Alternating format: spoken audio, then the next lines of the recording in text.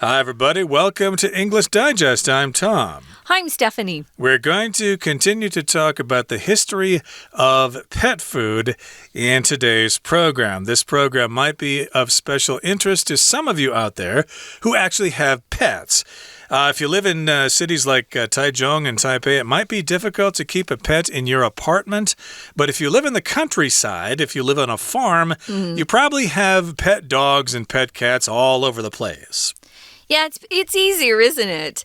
I always felt like it wasn't fair to animals, especially the big dogs, to have them inside a house because they really need to run around. Big dogs are meant to be outside and not just in a tiny, tiny space. They really like to run. Our dog, which was an Irish Springer Spaniel, would run and run and run and run. And we had a pretty big backyard.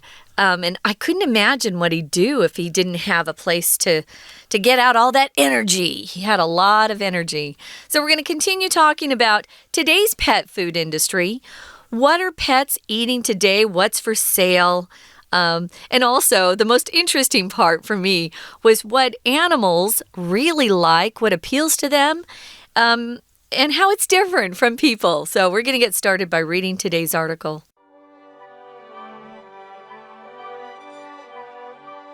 Today's pet food industry has kibble for just about any kind of pet, whether it's a rabbit, flying squirrel, or even specific breeds of dogs or cats.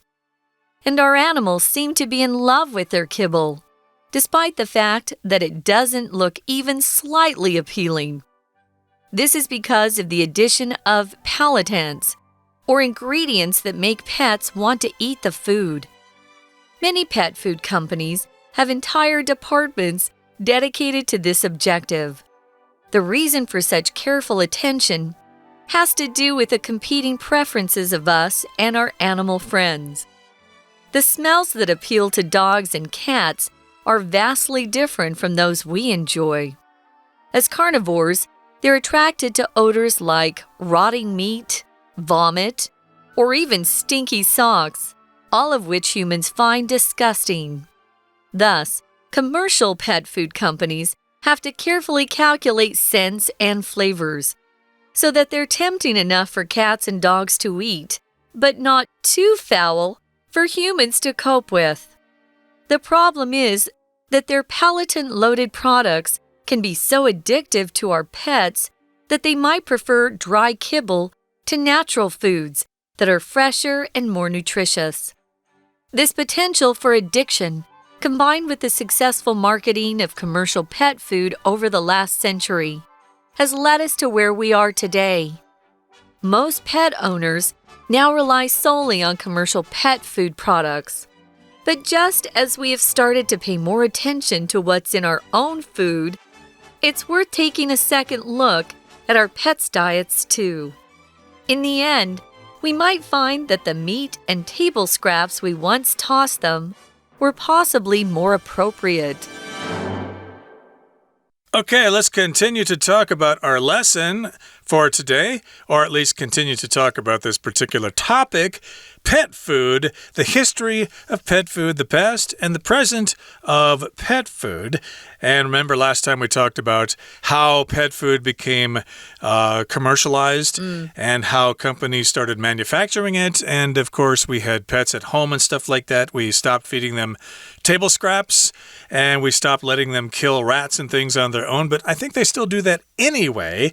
And we do still feed them table scraps from time to time, but most of the time we feed them dog food or cat food and things like that. So today's pet food industry has kibble for just about any kind of pet, whether it's a rabbit, flying squirrel, or even specific breeds of dogs or cats. Again, kibble refers to dry pet food. So, of course, the pet food industry, all these different manufacturers, they all have kibble for any kind of pet, not just a dog or a cat, but it could be a rabbit, it could be a squirrel, it could be a skunk, it could be a raccoon, a badger, a wolverine, or whatever. You name it, they've got food for it. So we've got this choice here, whether that just refers to a list of things that we're going to tell you now. It can be for any kind of pet. no matter whether it's a rabbit, squirrel, or any kind of dog or cat. And of course, remember, there are different kinds of dogs and different kinds of cats, and we call those breeds. Like, what was yours, a Cocker Spaniel or something like that? Or Irish Springer Spaniel. Irish Springer Spaniel. That's a breed of dog. There are also German Shepherds, Pit Bulls, Doberman Pinschers. Golden Retrievers. Black Labradors, Basenjis, etc., Corgis. Those are all different breeds of dogs. And I suppose there are Persian cats and Himalayan cats. Those are different breeds of cats. Right. There are lots of different breeds of animals. Those breeds are usually able to get together and produce offspring or baby animals. Sometimes they take different breeds and they put them together, and they come up with a new breed of animal. So that's the way we organize different animals, put them in different categories or classes. We use that word breed. So our animals seem to be in love with their kibble. Although it looks terrible for us, despite the fact that it doesn't even look slightly appealing. If it's appealing, you're attracted to it. Slightly just means just a little bit. So maybe you got to class and it was 5 minutes after the bell rang. Well, you're slightly late for class. So slightly just means a little bit. Yep, slightly. And here, of course, the food doesn't even look slightly appealing. It doesn't look appealing at all, basically, or just looks a little appealing, maybe.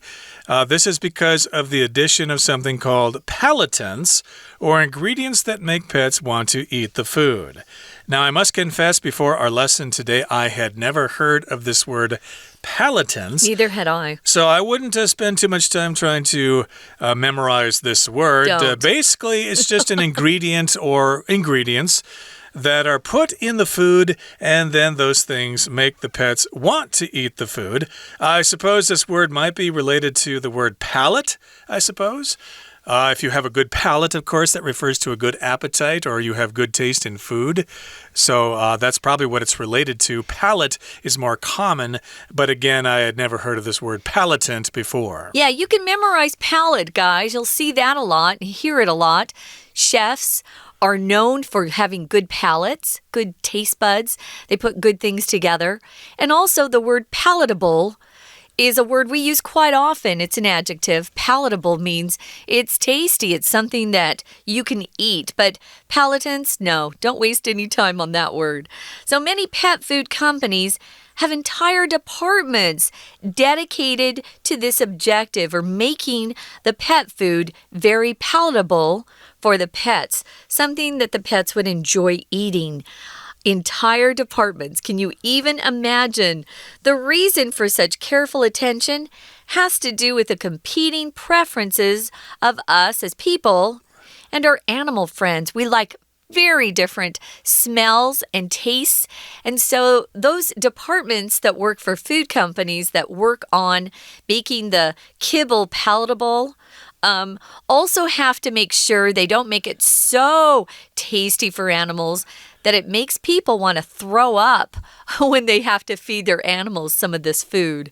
Right. So again, the main point there is that you have to make this food taste good and smell good for animals, but not smell disgusting or awful to humans. And the smells that appeal to dogs and cats are vastly different from those we enjoy. So dogs like different smells and cats like different smells, but for some reason we don't like those smells. We may have some things in common. I know, of course, our dog never turned down hamburger or steak from the table. Especially steak, huh? Yeah, so it seems that we have some things in common there, but of course there are smells and tastes that do not appeal to dogs and do not appeal to cats, but they do appeal to people. And I suppose that's what these food companies or these pet food companies need to take into consideration. As carnivores, they're attracted to odors like rotting meat, vomit, or even stinky socks, all of which humans find disgusting. Yeah, stinky socks are pretty disgusting, and I think lots of dogs and cats would have loved to live with my roommate in college because, my goodness, I had never smelled socks so bad before in my life. But in any case, a carnivore is an animal that eats meat, okay? A herbivore is an animal that eats only plants, and then if they eat everything, they're called omnivores. Omni just means all, yeah. So interesting. So they're attracted to things like rotting meat. So maybe that meat you had in the refrigerator was getting too old for you to cook up. It would have made you sick. Well, your animal actually likes that sort of thing. Again, remember in day one, I told you their digestive systems are stronger than people's. They can eat things that would hurt us. They also like vomit. I used the phrase throw up earlier in this particular lesson. People will either say, oh, I need to vomit, or I vomited, or in my family at least, we say throw up more often. They mean exactly the same thing. When you have stomach flu or you ate something bad, like old fish, sometimes that food comes up again, and that's when you vomit or throw up. The fact that they like stinky socks is just weird. Now, I've always described臭豆腐or stinky tofu as being like stinky socks for me. That's what it smells like. So maybe our pets would really like your stinky tofu. Who knows? Anyway, all of these not sounds, but smells and tastes are gross for people, but our pets love them. We're going to take a break now, listen to our Chinese teacher, and then we'll be back to continue talking about the past and present of pet food. Stay tuned. 听众朋友大家好，我是安娜。我们昨天提到啊，养宠物都要特别买宠物食品，而且那个宠物食品，比如说狗食、猫食，其实那种粗磨饲料 kibble 看起来真的不太好看呢，棕棕的、灰灰的，要不然就有一点橘橘的。但是狗跟猫都很喜欢吃诶，其实那是因为这些饲料当中有加了风味添加剂。好，我们来看一下，在第一段。先看一下第二句的地方，这些宠物食品看起来真的不吸引人呢，也没有做成什么特别的样子，就这样一块一块的。不过这句话当中啊，逗点之后有一个连接词，它有点长，它是4个字，我们把它框起来。Despite the fact that， 这个 despite 是一个介系词，就是虽然尽管的意思。你可以用一个字的介系词 despite， 或者是等于3个字 in spite of INSPITE。OF， 当然介系词之后都只能够加名词或动词 ing 嘛，这个我们知道。而在这里 despite of the fact that 后面我们看到了主词 it 跟动词 doesn't look， 它明明是个句子，所以其实 despite the fact that 它是一个连接词片语哦，就是我们国中学过的 though 或者是 although， 虽然之意。好，所以下次作文觉得字数不够的时候呢，要写 although 就直接写这4个字 despite the fact that。好，虽然看起来呢不吸引人，但是宠物都很喜欢呢。为什么呢？我们刚说，其实因为加了一些风味添加剂，就是在接下来第3句的地方 palatants 这个逗点之后啊，其实有一个同位语 or 或者我们说的就是一种成分吧 ingredients， 哪个成分呢？加了一个限定用法的关系子句，从 that 到句尾的地方，也就是呢，让宠物很喜欢吃的一种成分啦。那么很多的这个宠物食品公司呢，它整个一个专业部门 department， 就是特别在针对这个口味或者是风味添加剂呢，来能够达到一个让宠物能够上瘾的这种目标。接下来第4句，我们看一下一个关系子句的简化，先行词是 entire departments， 整个部门。后面 dedicated 到句尾可以左右括号哦，它省略的是 that 或 which 跟 be 动词的 are。be dedicated to 就是专门致力于、专注于什么什么。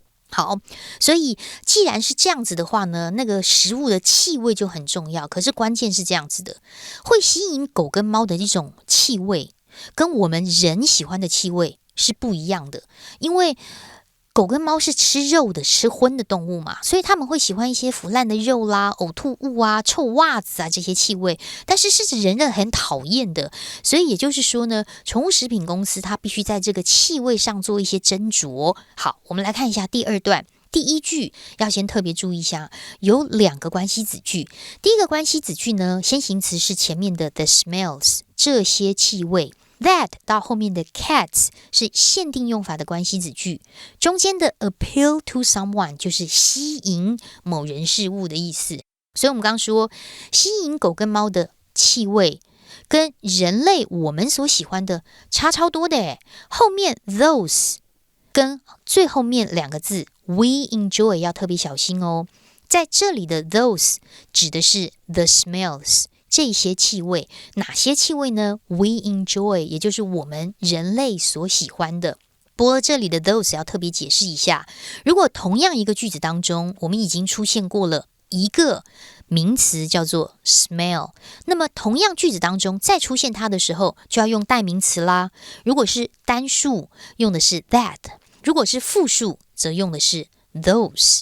不过接下来的第二句也要特别小心哦，因为第二句的第一个字 as 是介系词，身为 carnivores， 身为食肉的动物，那么狗跟猫呢比较喜欢 odors 臭味 like 像是。好，开始划线 rotting meats, vomit, or even stinky rots 这个是先行词，逗点之后的all of which 是补充说明的关系子句， which 指的就是我们刚刚说的腐肉啊、呕吐物啦、臭袜子啊等等之类的。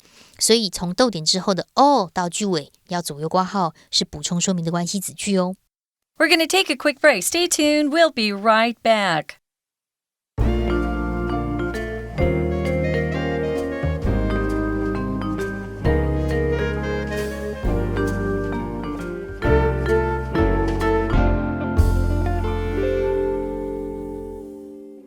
Welcome back, everybody. We're now going to continue talking about pet food companies and how they come up with the recipes for the food that our pets would enjoy.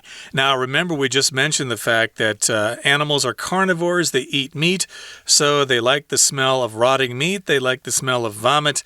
And they also, for some reason, like the smell of dirty socks, or stinky socks, I should say. Maybe because we've got all that dead skin mixed in with the socks or something. I don't know. It's pretty disgusting. Gross. Here. So therefore, or thus, commercial pet food companies have to carefully calculate scents and flavors so that they're tempting enough for cats and dogs to eat, but not too foul for humans to cope with. So they have to carefully calculate these scents and flavors. Here, calculate generally means to come up with some kind of mathematical answer to a mathematical question. You have to do a calculation. You take numbers and you compute them. You put them through some kind of mathematical formula to get your answer. You calculate the numbers. Here, calculate means to determine, to figure out something, to identify something. So yes, they calculate the scents and the flavors that the dogs would find tempting, but they also want to find the scents and flavors that humans would not find disgusting and foul. They would not be too foul for people to cope with. So let's talk about tempting here. If something's tempting, it attracts you. So, of course, they want the smell of the food to be tempting to animals. Ooh, what's that? I want to eat that. Yes, yeah. Tempting. It's inviting them to come and eat. But it can't be foul. Foul just means bad, usually bad smelling. Yeah, very disagreeable, unpleasant. Now, a lot of our sports fans out there probably see this word and think, wait, we use this word in sports. Basketball players will commit fouls. Or in baseball, you can foul the ball off or hit the ball foul. That is a little different. Here we're talking about something being really offensive to your senses. Maybe it has a really disgusting smell that we're talking about. Or maybe it tastes very foul. Maybe it's rotten food. Or maybe the milk has been in the refrigerator too long and you smell it, you sniff it, and it smells foul. It means it's rotten. Don't drink it. So, actually, the cats and dogs kind of like that. But if they make the scents and the flavors in the pet food too tempting, it really grosses people out. It makes it too foul for them to cope with. To cope with means to deal with, to handle something. It's so bad you just can't handle it. Some people find it difficult to cope with too many children at the same time. You have to pay attention to all of them. To cope with, handle, or to deal with. This verb phrase means the same as those other verb phrases. To deal with or handle. Yep, your pet dog may have died, and it's difficult to cope with the loss. It's difficult to deal with the loss of a pet. But again, we're talking about pet food here. And again, they're trying to find a balance between food that smells good to dogs and cats, but doesn't smell foul to humans. The problem is that their palatant-loaded products can be so addictive to our pets that they might prefer dry kibble to natural foods that are fresher and more nutritious. So they put all these different kinds of flavors in there, these palatants. They put them in there, and they might be too addictive to the pets that they might actually prefer the dry food, the dry kibble. They'll prefer those to natural foods, and those natural foods might be fresher and more nutritious. If something's nutritious, it has a lot of vitamins and minerals, the things we need in our diet every day. To keep our bodies healthy, you need to eat nutritious food. Not just your pets, but people need to eat nutritious food. So this potential for addiction, combined with the successful marketing of commercial pet food over the last century or 100 years, has led us to where we are today. Now, addiction refers to that condition where people really seem to have to do something. It drives them nuts. Maybe you have an addiction to chocolate. And if you don't have a piece of chocolate every day, you think you're going to go crazy. Of course, we use this in a more serious way when we talk about addictions to drugs, bad drugs, where people will steal, kill, hurt people, even their own family members, to get money to buy drugs that are illegal. So that's not a good thing. So we find out here, though, that our pets can really become addicted to some of these smells and tastes. So this potential for addiction and the fact that they're really good at marketing commercial pet food these days, they make you feel like if you don't buy this expensive pet food, you are a bad pet owner. Your pets probably hate you, or you're just really cruel to your pets. This is why we have the pet food we have today. Very expensive, and people are willing to spend a lot on this pet food, aren't they, Tom? They certainly are. Lots of people are willing to pay lots of money for their precious pets here.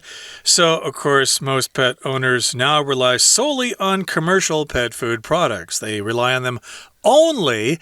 They don't provide their pets with any other kinds of food to eat. And in fact, we're told a lot of times not to feed our animals various things. You should probably do some research because I believe those things are true if you feed your pets certain kinds of substances. And never give pets chocolate. I heard about that. Yeah, chocolate and maybe some other things too. I don't dare say what they are though because I did not do the research for that particular topic before our lesson today, but lots of people might just play it safe and think, we'll just feed our dear dog or our dear cat just the pet food, just the cat food or the dog food from the pet store. But just as we have started to pay more attention to what's in our own food, it's worth taking a second look at our pets' diets too. After all, our dogs and cats are a part of the family, and we need to treat them as if they were members of the family. So yes, we should pay attention to their diet as well. Yeah, we know that a lot of our food has had added ingredients that are not healthy for us. Try to eat more natural, fresh food, that you actually buy at a market and cook up yourself. That's a lot more healthy than many times buying the packaged food. And I'm talking about people food. Well, pet food is probably the same thing. Make sure you know what's in your pet's diets. That's helpful.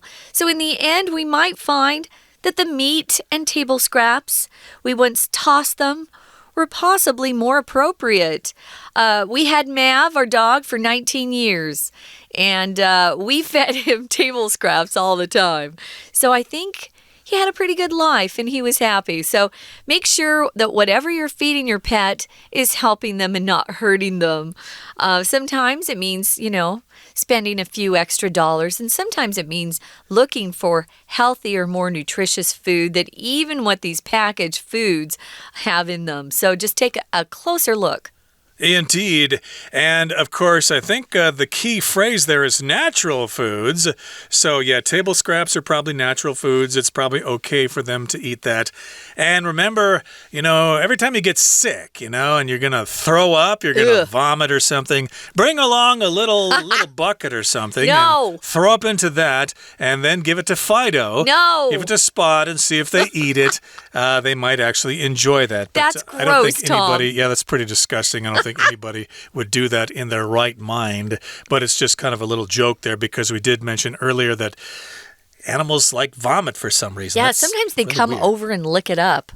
They do sometimes. It's kind of amazing what those animals lick up sometimes. So there you have it, the history of pet food. And if you have pets, treat them like they are members of your family. Okay, Because they are. They are certainly members of are our family. members of your family, just like you are as well. Yes. And of course, when you have to put them down, it's okay to feel sad. Okay, that brings us to the end of our explanation for today.